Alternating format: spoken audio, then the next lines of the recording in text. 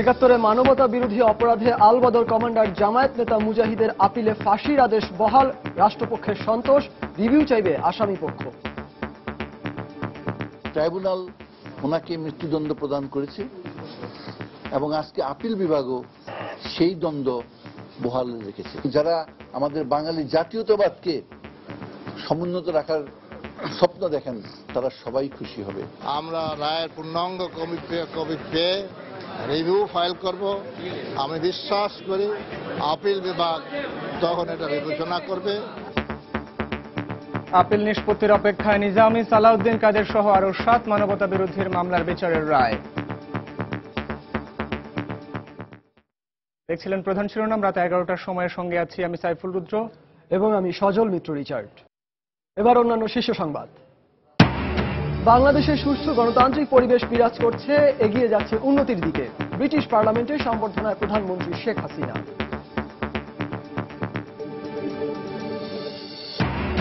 দেশে গণতন্ত্র, আইনের শাসন ও জানমালের নিরাপত্তা নেই, গুলশানে আইনজীবীদের সঙ্গে মত বিনিময়ের সভায় বেগম খালেদা জিয়া।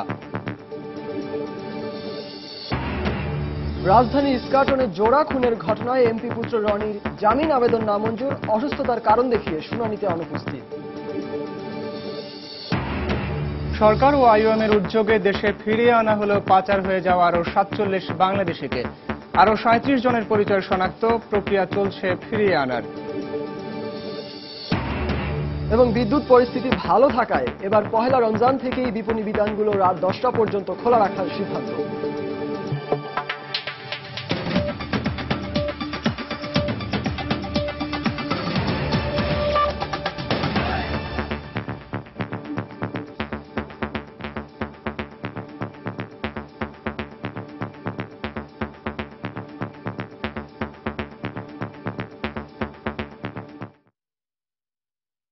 মানবতা বিরোধী অপরাধে আলবদর কমান্ডার ও জামায়াত নেতা আলী আহসান মোহাম্মদ মুজাহিদের ফাঁসির রায় বহাল রেখেছেন সুপ্রিম কোর্টের আপিল বিভাগ। সকালে প্রধান বিচারপতি এস.কে সিনহার নেতৃত্বে আপিল বিভাগের 4 সদস্যের বেঞ্চ এই আদেশ দেন। রায়ে রাষ্ট্রপক্ষ সন্তোষ প্রকাশ করলেও রিভিউ আবেদন করার কথা জানিয়েছেন আসামি পক্ষের আইনজীবী। বিস্তারিত খান মোহাম্মদ রুমেলের রিপোর্টে।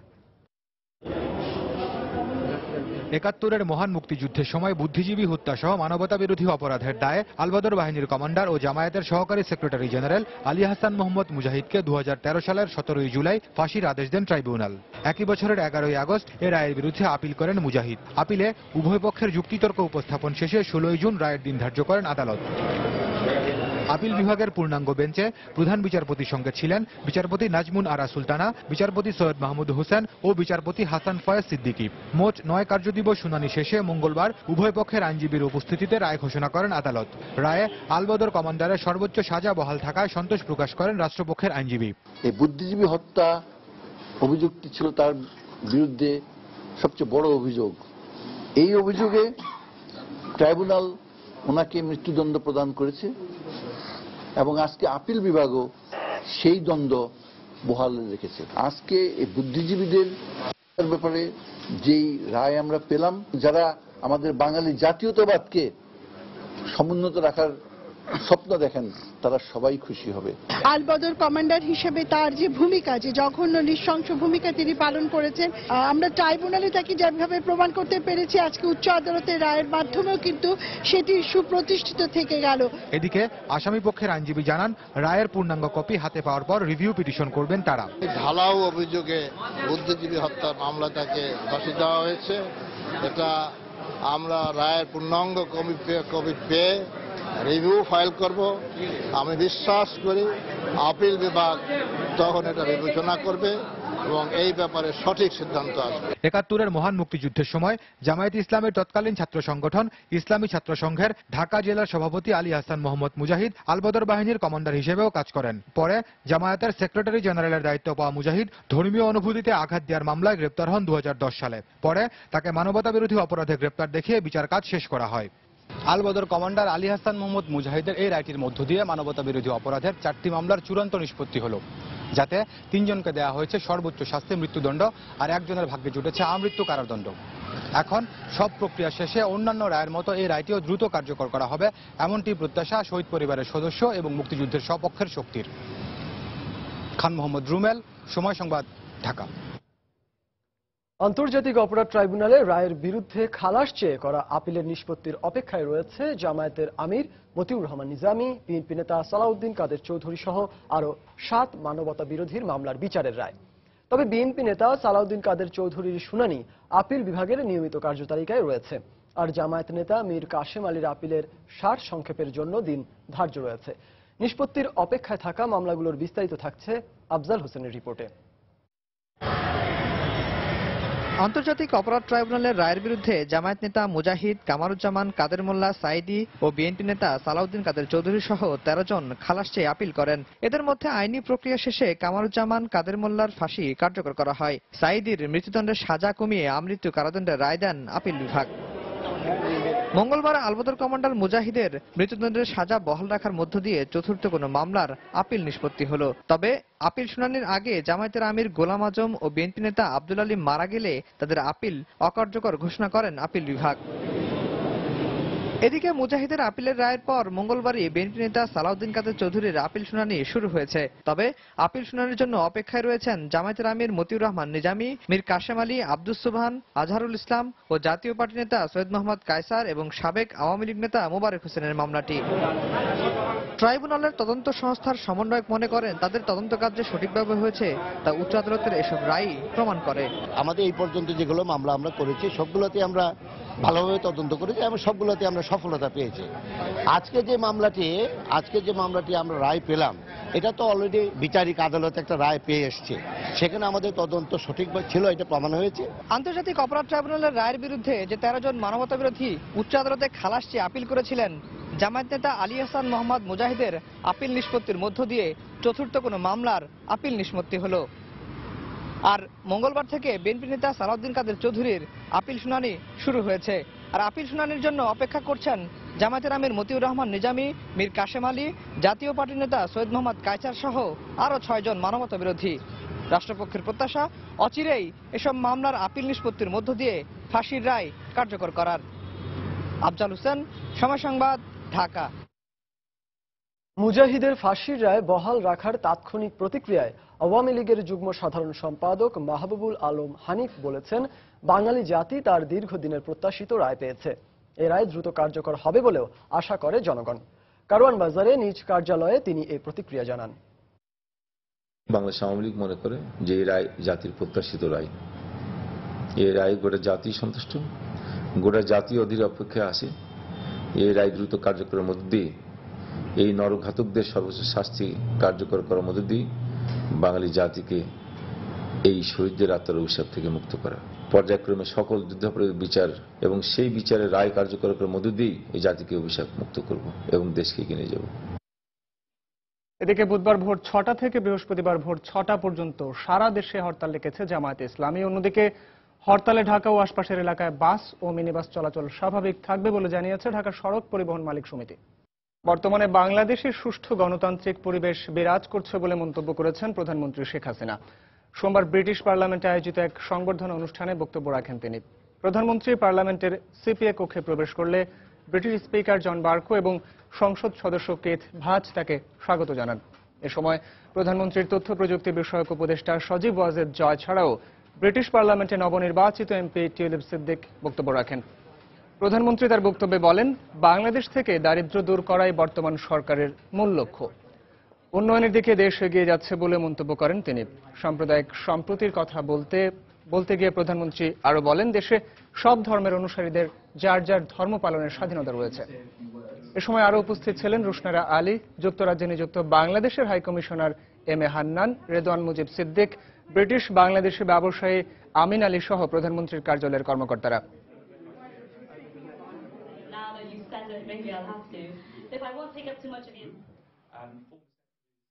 We try to follow Westminster type of democracy in my country, but it's a very difficult job, but gradually improving. Our vision, it is very clear that we want to establish Bangladesh as a poverty-free country, a prosperous country. That is our main aim. Bangladesh is a secular country.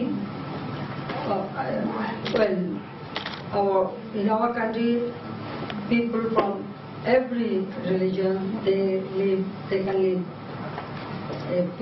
peacefully, and also they can perform their religion according to their choice. দেশ এখন কঠিন সময় পার করছে মন্তব্য করে BNP chairperson Begum Khaleda Zia বলেছেন, দেশে এখন আইনের শাসন বলতে কিছু নেই। এছাড়া গণতন্ত্র, মানবাধিকার ও মানুষের নিরাপত্তা আজ বিপন্ন বলেও মন্তব্য করেন তিনি। রাতে গুলশানের দলীয় কার্যালয়ে কথা বলেন বেগম জিয়া। দেশে জঙ্গিবাদ ও সন্ত্রাসবাদ প্রতিষ্ঠায় আওয়ামী লীগ জড়িত অভিযোগ করে তিনি আরো বলেন, বিপাকে পড়লেই বিভিন্ন জঙ্গি সংগঠনের নামে ধোঁয়া তুলে পার পেতে চায় সরকার। দেশের অবস্থা আপনারা জানেন, আজকে দেশে আইনের শাসনে আমরা গেলে, কোর্টে গেলে আমরা পাই না। দেশে গণতন্ত্র নেই, মৌলিক অধিকার নেই, মানব অধিকার নেই, মানুষের জানমালের নিরাপত্তা নেই। প্রতিদিন দেখা যায় মানুষ খুন হচ্ছে, মানুষ গুম হচ্ছে, নারীরা নির্যাতিত হচ্ছে। কেন আজকে সম্পদ সব দখল করা হচ্ছে? আজকে বলে যে এরা নাকি বলে কি সরকার সেকুলার, তাহলে হিন্দুদের জমি জায়গা বাড়ি ঘর দখল করো কেন? আজকে দেশ হাসিনার নিয়ন্ত্রণে নেই, আজকে দেশ পুলিশের নিয়ন্ত্রণে। পুলিশ বলছে যে আমরা এই সরকারকে টিকিয়ে রেখেছি। এই সরকার সবচেয়ে বেশি দুর্নীতিপরায়ণ। আজকে দেখছেন বিদেশিরা পর্যন্ত বলছে সন্ত্রাস বা জঙ্গি এইগুলি সব আওয়ামী লীগের তৈরি, আওয়ামী লীগের সঙ্গে জড়িত। এই আনসারুল্লাহ রহমতুল্লাহ এদেরকে বানায় আওয়ামী লীগ, আওয়ামী লীগের তৈরি। কিছুদিন পর পর যখনই ওদের অবস্থা খারাপ হয় তখন এরকম দেখায়। রাত 11টার সময় আরো থাকছে। আবারও শেষ মুহূর্তের গোলের স্বপ্ন ভাঙল বাংলাদেশের। রাশিয়া বিশ্বকাপ বাছাইয়ের দ্বিতীয় ম্যাচে তাজিকিস্তানের বিপক্ষে 1-1 গোলে ড্র।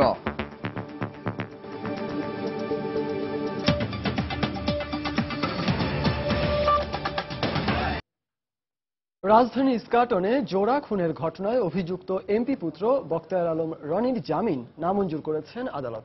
মঙ্গলবার সকালে রনির পক্ষে ঢাকা মহানগর হাকিম আমিনুল হকের আদালতে জামিন আবেদন করা হলে আদালত জামিন নামঞ্জুর করেন। এদিকে রনিকে জোড়া খুনে জড়ানো হচ্ছে বলে আদালতে অভিযোগ করেছেন রনির আইনজীবীরা। তবে পুলিশ বলছে পর্যাপ্ত প্রমাণের ভিত্তিতেই তাকে গ্রেফতার করা হয়েছে। অন্যদিকে স্বরাষ্ট্র প্রতিমন্ত্রী বলেছেন, অপরাধীর পরিচয় যাই হোক তাকে ছাড় দেওয়া হবে না।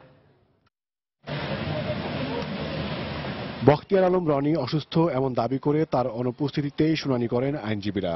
আদালতে তারা রনির চিকিৎসার জন্য অন্তর্বর্তী জামিন আবেদন করেন। এ সময় আইনজীবীরা বলেন, এজাহারে নাম না থাকলেও হয়রানি করতেই রনিকে এ মামলায় জড়ানো হয়েছে। তবে শুনানি শেষে আদালত জামিন আবেদন নাকচ করে দেন। এটা কোনো পরিকল্পিত হত্যা মামলা না। এই আসামিকে অযথা সন্দেহমূলকভাবে ঘটনার প্রায় 2 মাস পরে গ্রেফতার করেছে। এখন শুধুমাত্র হয়রানি করার জন্য পুলিশের সাথে হয়তো বা কোনো মনোমালিন্য ছিল বিধায় তাকে সন্দেহমূলকভাবে এই মামলায় গ্রেফতার করেছে। আসামির নাম এজাহারে নাই। আসামি পক্ষের আইনজীবীদের অভিযোগকে গদবাধা উল্লেখ করে গোয়েন্দা পুলিশের এই শীর্ষ কর্মকর্তা বলছেন, পর্যাপ্ত প্রমাণই পুলিশকে রনির কাছে নিয়ে গেছে। তদন্তের একটা পর্যায়ে এসে বেরিয়ে আসে গাড়ির আরোহী হিসেবে রনির নাম বেরিয়ে আসে। রনি ওই গাড়িতে ছিল সেই হিসেবে নয়, নামটি বা পরিচিতি প্রথমে নয়, প্রথমে আসলে একজন খুনির অস্তিত্বই আমাদের তদন্তে আসে এবং পরবর্তীকালে জানা যায় যে এই খুনি বখতিয়ার আলম রনি। তো সেই হিসেবেই তাকে গ্রেপ্তার করা হয়েছে। কাজেই আইনজীবীর পক্ষ থেকে বিজ্ঞ আদালতে যে বক্তব্য দেওয়া হয়েছে সেই বক্তব্য পুরোপুরি আসলে ভিত্তিহীন বলে আমরা মনে করি। এদিকে রাজশাহীতে এক অনুষ্ঠানে স্বরাষ্ট্র প্রতিমন্ত্রী আবারও বলেন, অপরাধীর পরিচয় যাই হোক না কেন ছাড় দেবে না সরকার।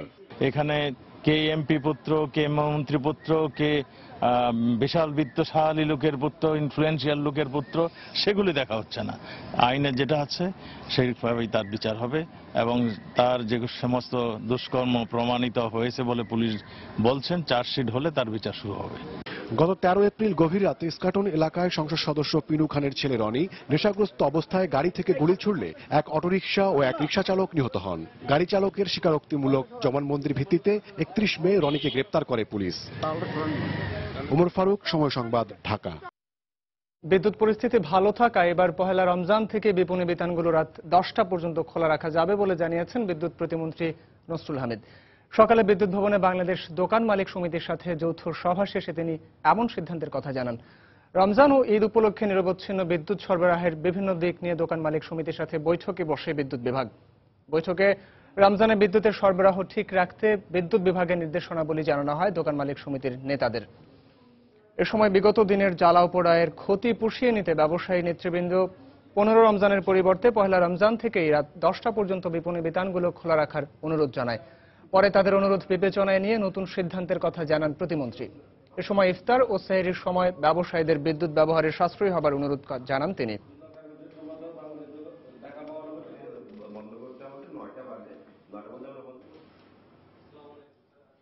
আমাদের কোনো লোডশেডিং নাই, নিরবিচ্ছিন্ন বিদ্যুৎ করতে গিয়ে আমাদের কিন্তু বিতরণ ব্যবস্থায় কিছু ত্রুটি দেখা দিচ্ছে, সেগুলি কিন্তু আমরা সারছি।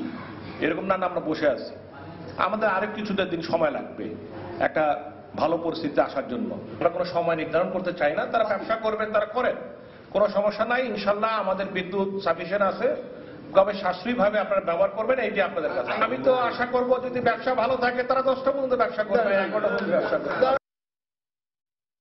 পাচার হয়ে যাওয়া আরো 47 বাংলাদেশিকে দেশে ফিরিয়ে আনা হয়েছে। থাইল্যান্ড থেকে আসা একটি ফ্লাইটে গতকাল তাদের দেশে নিয়ে আসা হয়। এদের সবাই অবৈধভাবে সমুদ্রপথে মালয়েশিয়া যাওয়ার সময় থাইল্যান্ডে ধরা পড়েন।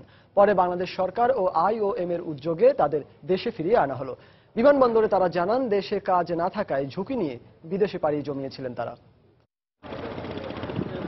ভাগ্য বদলের আশায় অবৈধভাবে সমুদ্রপথে মালয়েশিয়া যাত্রা শুরু করে এসব বাংলাদেশিরা। এক শ্রেণীর দালাল চক্র প্রথমে ছোট নৌকায় ও পরে বড় নৌকায় করে এদেরকে থাইল্যান্ড সীমান্ত দিয়ে মালয়েশিয়ায় পাচার করত। পাচার হয়ে যাওয়া অনেকেই থাইল্যান্ড ও মালয়েশিয়ার জঙ্গলে অত্যাচারিত হয়ে মারা যান। অনেকে ধরা পড়েন অবৈধ অভিবাসী হিসেবে। এরকম 47 জন বাংলাদেশিকে যাচাই বাছাইয়ের পর সোমবার দেশে ফিরিয়ে আনা হয়। এদের সবাই থাইল্যান্ডের বিভিন্ন ক্যাম্পে আটক অবস্থায় ছিল। দেশে ফিরে আসা এসব হতভাগ্যরা জানালেন তাদের অভিজ্ঞতার কথা। টেকনাফে নিয়ে যা ছোট শিপটা আমাদের বড় শিপে তুলে দিছে, তারপরে ওখান থেকে আমাদেরকে নিয়ে যা থাইল্যান্ডের বর্ডারে আমরা প্রশাসন ওই নেভির কাছে ধরা খাচ্ছি। ধরা পড়ার পরে থাইল্যান্ড বর্ডারে ধরা পড়ার পরে ওখানে থাইল্যান্ড আছে 8 মাস জেল খাটছে। মূলত দেশে কাজের অভাবই তাদেরকে এরকম ঝুঁকি নিতে বাধ্য করেছে বলে জানালেন তারা। রোজগার ইনকাম করার উদ্দেশ্যে আমরা জীবনের ঝুঁকি নিয়ে পানি পথে রওনা করছি। আমরা গ্রামে অনেক দারিদ্র ফ্যামিলি ছেলেমেলে, আমরা যাই হোক কাজ কাম করে খাই, তখন আমাদের দালালরা আমাদের এই দুর্বলতার সুযোগ নিয়ে বলে তো তোরা গ্রামে কাজ করে কতটুকু টাকা পাস, এর থেকে আলোকে তুই অনেক টাকা পাবি, মালয়েশিয়ায় যা, মালয়েশিয়ায় যা ইনকাম করবি। বাংলাদেশ সরকার IOM এর সহযোগিতায় চিহ্নিত করার পর তাদেরকে দেশে ফিরিয়ে আনার উদ্যোগ নেয়। 47 জন এরা কিন্তু একটু বেশ মোটামুটি আগের, মানে এই যে রিসেন্ট যে মাসগ্রেভের যে জিনিসটা হলো তার কিন্তু আগের। এবং আমরা যেটা তাদের কাছ থেকে ইনফরমেশন নেওয়ার সময় যে খবরগুলো আমরা পেলাম সেটা হলো যে তারা অনেকে দেখা যাচ্ছে যে 17-18 মাসেরও তারা আছে, আবার অনেকে ম্যাক্সিমাম যেটা দেখা গেল যে 7.5 মাস, 8 মাস, 8.5 মাস এরকম ধরনের ডিউরেশনে তারা ওখানে ছিল আর কি। থাইল্যান্ডের বিভিন্ন ক্যাম্পে আটকে থাকা এরকম আরো 1002 বাংলাদেশি অবৈধ অভিবাসীকে দেশে ফিরিয়ে আনার প্রক্রিয়া চলছে বলে IOM এর পক্ষ থেকে জানানো হয়। রামিম হাসান, সময় সংবাদ, ঢাকা। এদিকে মিয়ানমারের জলসীমা থেকে উদ্ধার হওয়া অভিবাসী প্রত্যাশীদের মধ্যে আরো 37 জনকে বাংলাদেশি হিসাবে শনাক্ত করা হয়েছে। তাদেরকে আগামী শুক্রবার দেশে ফিরিয়ে আনা হবে বলে জানিয়েছে বিজিবি। কক্সবাজার সেক্টরের BGB commander colonel M Anisur Rahman জানান, গত 21 মে মিয়ানমার জলসীমা থেকে 208 অভিবাসী প্রত্যাশীকে উদ্ধার করে দেশটির নৌবাহিনী। যাচাই বাছাই শেষে গত 8 জুন 150 জনকে বাংলাদেশি হিসাবে শনাক্ত করে তাদেরকে বিজিবির কাছে হস্তান্তর করে মিয়ানমার। পরবর্তীতে বাকি 58 জনের মধ্যে আরো 37 জনকে বাংলাদেশি হিসাবে শনাক্ত করা হয়।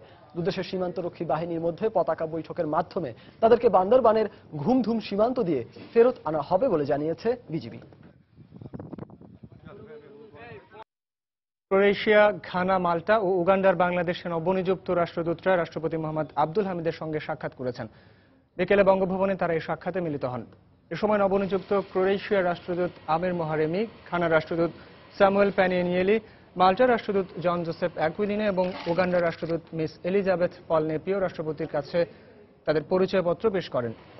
রাষ্ট্রপতি বাংলাদেশে তাদের দায়িত্ব পালনকালের সার্বিক সহযোগিতার আশ্বাস দেন।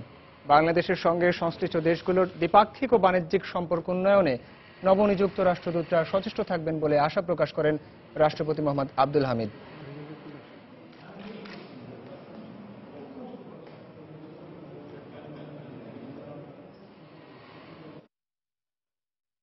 বাংলাদেশ ভারতের মধ্যে তিস্তা চুক্তির ভবিষ্যৎ নিয়ে শঙ্কা প্রকাশ করে পরিবেশবিদরা বলেছেন, সমুদ্র সীমা নিষ্পত্তির মতো বাংলাদেশের উচিত পানির ন্যায্য হিস্সা নিয়ে আন্তর্জাতিক আদালতে আবেদন জানানো। সকালে ঢাকা রিপোর্টার্স ইউনিটিতে এক সেমিনারে তারা এই মন্তব্য করেন। কোনো কারণ নেই যে ন্যায্য হিস্সা অনুযায়ী বাংলাদেশ তিস্তা থেকে পানি পাবে বলে। যে হয়তো একটা কোনো নামকাওয়াস্তে চুক্তি হবে মুখ বন্ধের জন্য, যতক্ষণ পর্যন্ত সেই কোয়ান্টামটা পশ্চিমবঙ্গের মুখ্যমন্ত্রী তার মনোপুত না হয় ততক্ষণ পর্যন্ত আমরা পানি পাবো না। সমুদ্রের সীমা যে নিষ্পত্তি হয়েছে, এটা ভারতের সাথে দ্বিপাক্ষিক আলোচনা করে এই নিষ্পত্তির পথে গেলে এটা কত বছর লাগতো এবং আদৌ হতো কিনা, এবং যতটুকু পেয়েছি আমরা ততটুকু পেতাম কিনা, এটা নিয়ে ঘোরতর সন্দেহ আছে। পানির ব্যাপারে এই সুযোগটা তৈরি হয়েছে এখন আন্তর্জাতিক পানি কনভেনশনের মাধ্যমে, কিন্তু ভারত এখানে সাইন করে না এবং বাংলাদেশ এখন পর্যন্ত সাইন করে। বাংলাদেশ ওটা সাইন করবে এবং ওই আন্তর্জাতিক পানি আইনের মধ্যে যদি ভারতকে নিয়ে এই আন্তর্জাতিক পানি আইনের ভিতরে যদি বিষয়টাকে নিয়ে আসে, তাহলে সকল, শুধু তিস্তা না, সকল নদীর বিষয়ে বাংলাদেশের যে অধিকার, সেই অধিকার প্রতিষ্ঠা হবে। পরিবেশ বান্ধব শিল্প এলাকা গড়ে তুলতে উদ্যোক্তাদের প্রয়োজনীয় সব ধরনের সুযোগ সুবিধা দেওয়ার ঘোষণা দিয়েছেন শিল্পমন্ত্রী আমির হোসেন আমু। সন্ধ্যায় গুলশানের একটি হোটেলে বাংলাদেশ ইন্ডাস্ট্রিয়াল বিল্ডিং ইনোভেশন সামিটের এক প্রদর্শনী উদ্বোধন অনুষ্ঠানে এই ঘোষণা দেন তিনি। মন্ত্রী বলেন, যতই লাভজনক হোক, পরিবেশের ক্ষতি করে কোনো ধরনের শিল্প কারখানার অনুমোদন দেবে না সরকার। এক্সপোনেট এক্সিবিশন ও ইজি অটোমেশনের পৃষ্ঠপোষকতায় আগামী 10 সেপ্টেম্বর বঙ্গবন্ধু আন্তর্জাতিক সম্মেলন কেন্দ্রে 3 দিনের সম্মেলনটি অনুষ্ঠিত হবে। এ সময় জানানো হয়, পরিবেশ বান্ধব শিল্প ভবন তৈরিতে বিশ্বের বিভিন্ন উন্নত দেশে ব্যবহৃত আধুনিক প্রযুক্তি ও কৌশল প্রদর্শন করা হবে সম্মেলনে। পরিবেশের সুরক্ষা করে সবুজ শিল্পায়নের জন্য আমরা কাজ করছি।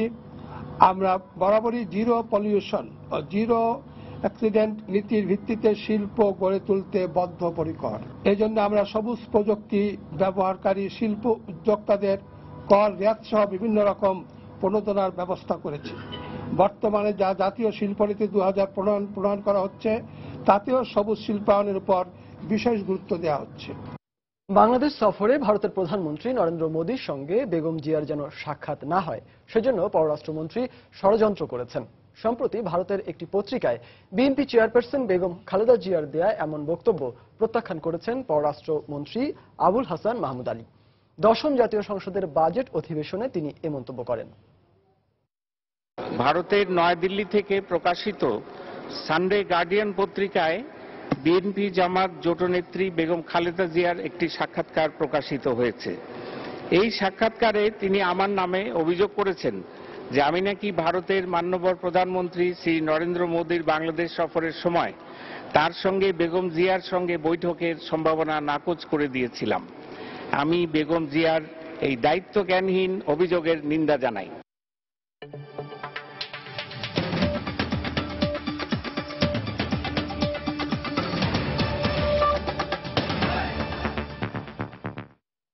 2011 সালে জেল ভেঙে পালিয়ে যাওয়ার দায়ে মিশরের ক্ষমতাচ্যুত প্রেসিডেন্ট মোহাম্মদ মুরসি সহ তার দল মুসলিম ব্রাদারহুডের শতাধিক নেতাকর্মীর মৃত্যুদণ্ডাদেশ বহাল রেখেছেন সে দেশের এক আদালত।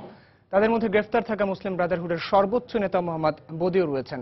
একই সঙ্গে ফিলিস্তিনের হামাস সহ বিদেশি সন্ত্রাসী গোষ্ঠীগুলোর হয়ে দেশের ভেতর গুপ্তচর বৃত্তি করার দায়েও মুরসিকে একই আদালত যাবজ্জীবন দিয়েছেন।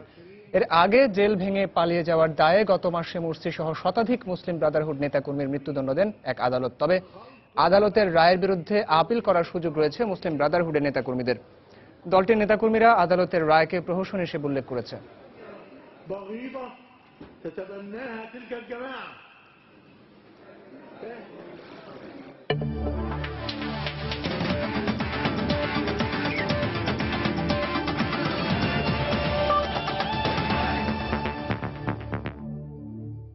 বিশ্বকাপ বাছাই পর্বের খবর। আবারও শেষ মুহূর্তের গোলে স্বপ্ন ভাঙল বাংলাদেশের। পুরো ম্যাচে আধিপত্য ও শুরুতে লিড নিয়েও তাজিকিস্তানের বিপক্ষে 1-1 গোলে ড্র করেছে মামুনুলরা।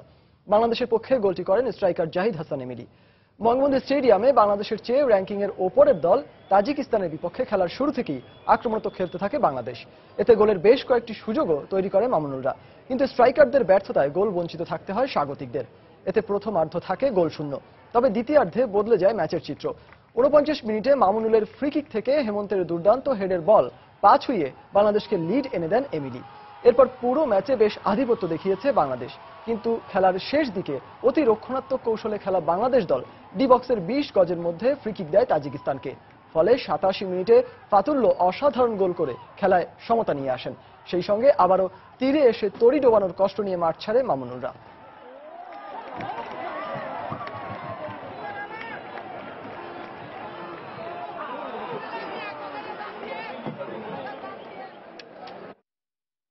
রাত 11টার সময় এ পর্যায়ে শীর্ষ সংবাদগুলো জানিয়ে দিচ্ছে আরও একবার। ৭১ মানবতা বিরোধী অপরাধে আলবদর কমান্ডার জামায়াত নেতা মুজাহিদের আপিলের রায়ে ফাঁসির আদেশ বহাল। রাষ্ট্রপক্ষের সন্তোষ, রিভিউ চাইবে আসামি পক্ষ। বাংলাদেশে সুষ্ঠু গণতান্ত্রিক পরিবেশ বিরাজ করছে, এগিয়ে যাচ্ছে উন্নতির দিকে। ব্রিটিশ পার্লামেন্টের সম্বর্ধনায় প্রধানমন্ত্রী শেখ হাসিনা।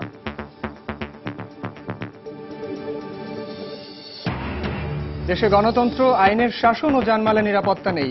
গুলশানে আইনজীবীদের সঙ্গে মত বিনিময় সভায় বেগম খালেদা জিয়া। রাজধানী ইস্কাটনে জোড়া খুনের ঘটনায় এমপি পুত্র রনির জামিন আবেদন নামঞ্জুর। অসুস্থতার কারণ দেখিয়ে শুনানিতে অনুপস্থিত।